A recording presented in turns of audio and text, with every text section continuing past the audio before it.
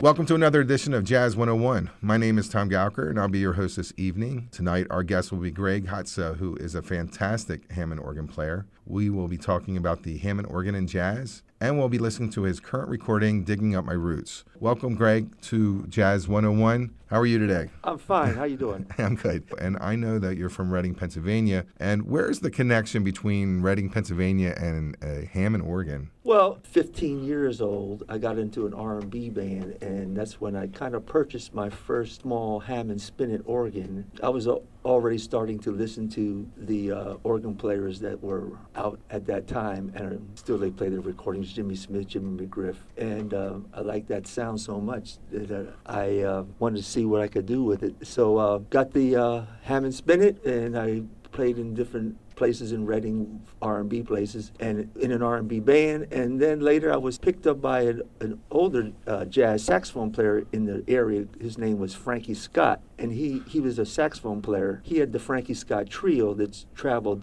through mid-Pennsylvania, and he was looking for an organ player, and he heard about me. And so when I was around 17 years old, incorporated me into his band. And so, of course, I was young then, so I had to grow a mustache because, you're supposed to be 18 years old to play in clubs. The organ kind of faded away from contemporary music. What would be the reason for that? Well, I would say that once some of the major artists started going electronic, like when Miles started going more electronic, and Herbie Hancock started doing the same thing, Chick Corea started doing the same thing, Grover Washington, when they started in that particular genre, kind of the Hammond organ blues sound kind of faded a little bit. The Hammond organ is pretty big and bulky and kind of more limited, but when they had synthesizers, I guess, you're going to get multiple sounds. It's more portable. It can go around. And if they pull those Hammond organs out of the churches, people are not exposed to it as much as they were. And then they're like, oh, the synthesizer can, look at all that stuff it can do. The organ in those groups was just another keyboard, along with the electric piano and synthesizers. So, or the synthesizers had imitation organ sound if they wanted that sound in a particular song. Mm-hmm. But it is a heavy instrument, about 350 pounds. It's not something that you're going to be carrying around, I guess, to gig to gig. Well, I've had. Fortunately, when I first came to Baltimore, the clubs that I played at all had Hammond organs, so most of the organ players just had to show up. Joey D and Papa John are from the Philadelphia area. You may have met them at one point. Joey's younger than me. Yeah. Yeah. So. Yeah, he's a young dude. Yeah. Uh-huh. So when I heard he was putting out recordings, on the organ, I said, this is interesting. Maybe the organ's starting to come back. He was performing one time in Baltimore. And so a couple people said that he mentioned my name, that he knew me. So one day he was in town, and I was able to get to see him. When I walked in the club, he started playing one of the songs from my early albums when I was 18 years old. Wow, that's impressive. Yeah. So then later we chatted, and he was saying that he thought he was going to be able to bring the organ back out to the forefront. He said, he thought that maybe I should get back and start recording on the organ again.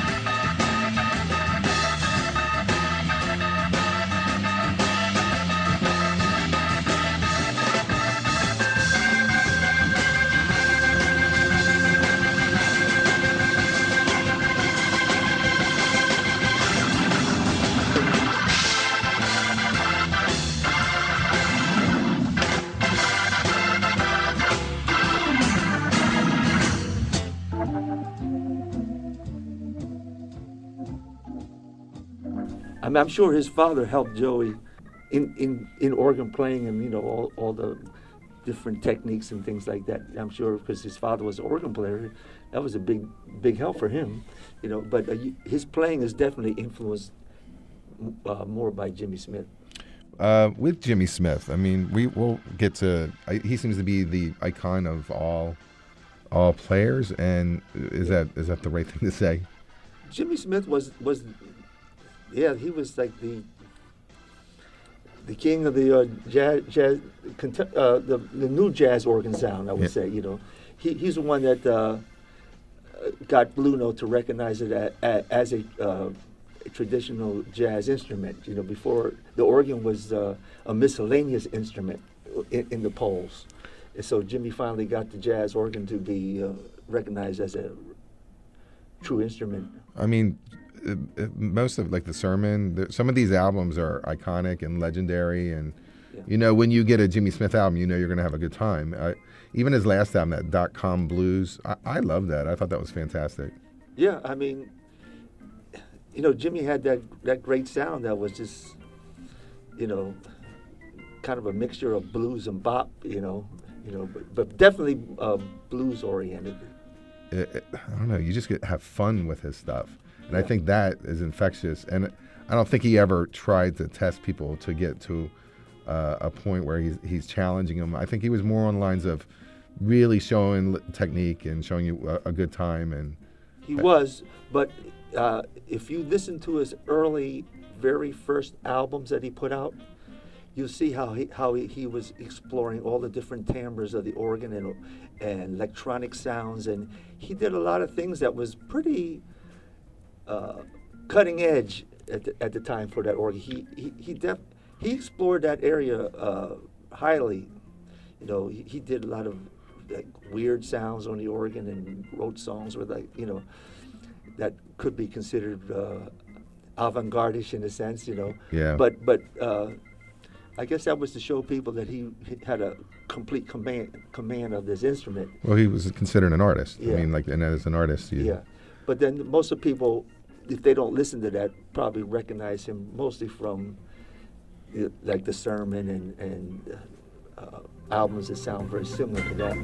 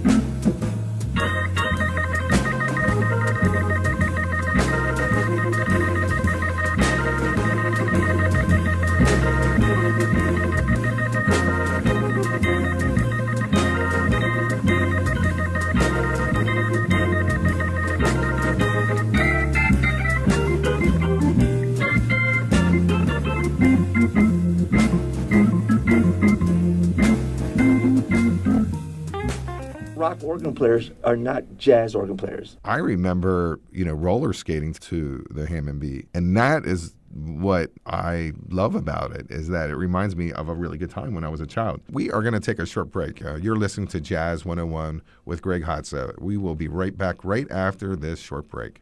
When we come back, Greg's going to share his new album, Digging Up My Roots. We're going to go through some of the tracks interesting about some of the artists that we played earlier with the Joey DeFrancesco is that they were more or less upbeat, had a feel-good vibe, which sounds like your album, your whole theme for this album was really just to let's have fun. Yes, that's exactly what I tried to do. I noticed that, organ music, especially if you play it in this style, really makes people feel great when they listen to it. I mean, they groove in their seats. You can see them. Some people get up, maybe dance. It's a happy feeling music. It touches the soul. Okay, welcome back to Jazz 101. My name is Tom Gauker, and tonight it's all about the Hammond organ. Hatza is here with me. He's playing cuts from his current album called Digging Up My Roots. He is a master of many things, and this album has done really well. Right now, one of the songs, Back to the Chicken Shack, is on the college charts right now and is burning up.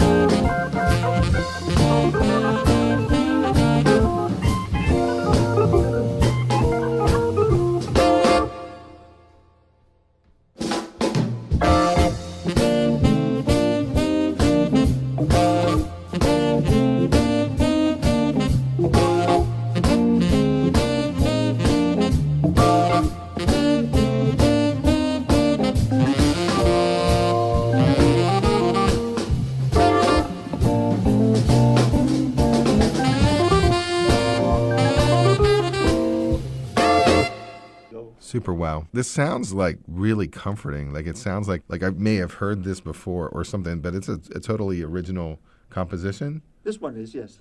Yeah, I wrote this. Chicken Soup. It has a lot of elements of things that you've heard before that are phenomenal. Yeah. And you really did a good job with it. That's awesome. Would that be a single of yours in the future? Because I like it. Would you consider that something that they would focus on, or? I don't know yet. I think it's phenomenal. I think it's a great song. I could see that live really going over well, Oh, yeah. and I'm sure it does. Yeah, people really like it. A lot of times people get up and start either hand dancing or line dancing to it. Oh, I can imagine. Yeah. There's another song here that I thought was a little fun, and this is you on vocals, correct? Correct. Okay, it's called. Can you want to?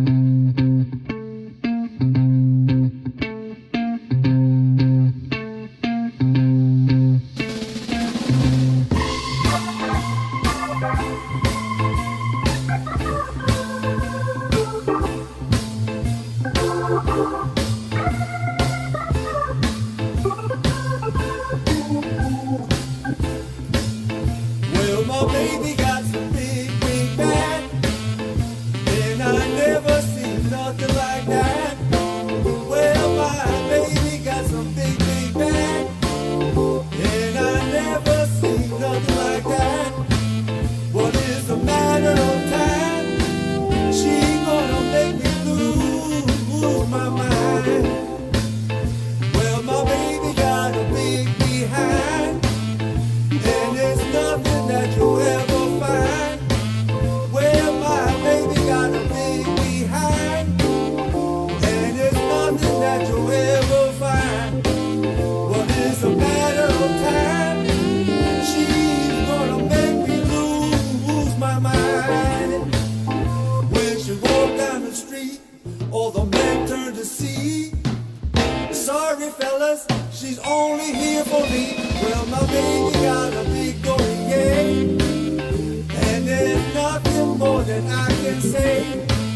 Well, it's a matter of time. She's gonna make me lose my mind.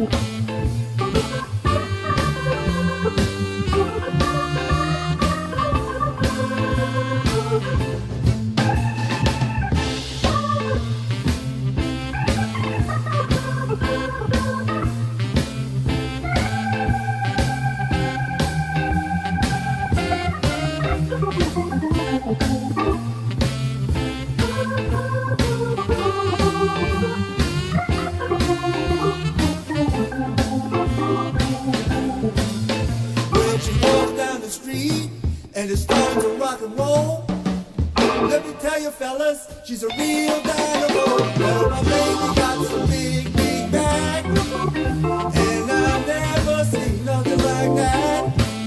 Well, it's a matter of time. She's gonna make me lose my mind. Say what? Look out now. You got that right. Hey, don't stop me lying. You better call 911. Yes, indeed. You know, I ain't complaining now. No, sir. I'm one lucky guy. I'm one lucky guy. I'm one lucky guy. The song like that, it definitely should be. Do That's you? that's what I'm hoping. Do- I don't know how many people are really playing that one, though, you know? Yeah. Do you feel like in a songwriting world that you would be able to kind of shop that? You get paid that way, even. Right, So, I know. songwrite. But that song is really awesome, and I think they could really have a lot of fun with it Yeah, live. That gets a lot of people moving in their chairs. I picked another song, which is just a James Brown song, and I think the tempo was just a little different on it. Yeah. I mean, it's very similar to the original, but just the tempo is just a little different, right? Just Yeah, a little faster. Maybe. All right. It was pretty awesome. Now, I really liked all the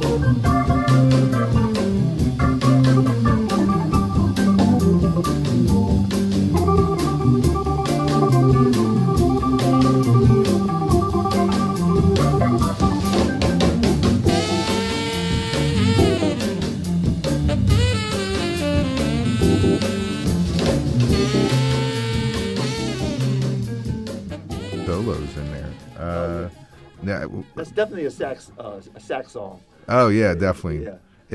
Was there a way that you just said, okay, go ahead, just do your thing, or did you have like a little tightness on what you were looking for? No. I mean, I let my guys, have freedom. I just tell them, how long we're going to try and keep the song in the parameters as far as minutes and stuff like that, and let them know basically what the form's going to be, and then when it's time for them to take the solo, I let them go. Yeah, they did a great job. Yeah. I felt that. Yeah, they just kind of changed the song, but also kept it. Still kept it in the kind of the traditional groove. Oh yeah, definitely. Yeah. So I mean, all these songs to me are a welcome to a really great time period of music. But what was the reason or the design for the whole album? When I did this album, I'd done quite a few albums, in the traditional, like straight ahead bebop style.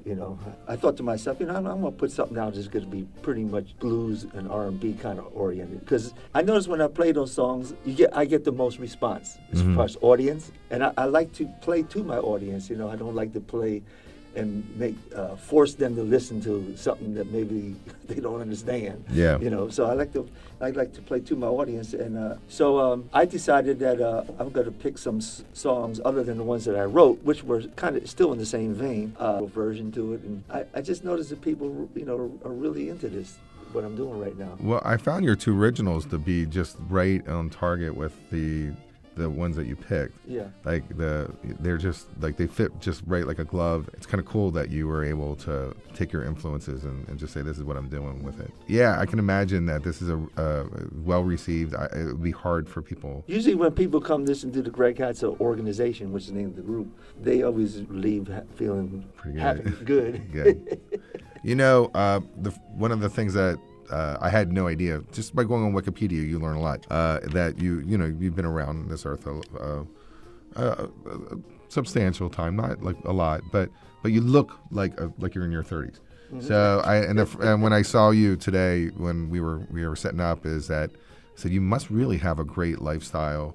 I know that you're an instructor of Tai Chi of some sort, but I've never heard of the Tai Chi. There's a whole bunch of them. Yeah. Like that you teach. I studied, the other side of me is I got interested in martial arts when I was like 20 years old. Okay. And I studied various styles and continued up to the present where I have my own little school, where I teach also. Okay. So it's called the Chinese Boxing Academy. So I've always been a person who was trying to look after my diet properly, always make sure have a good exercise program. Mm-hmm. So, and I always kept my habits good. I never smoked, never drank. Yeah. So yeah, I mean, I make that joke that jazz artists used to do heroin. Now they're the healthiest people. It's the rest of the world that's doing heroin right now. But yeah, you look phenomenal, and maybe that would be the next thing is how to do like a health book.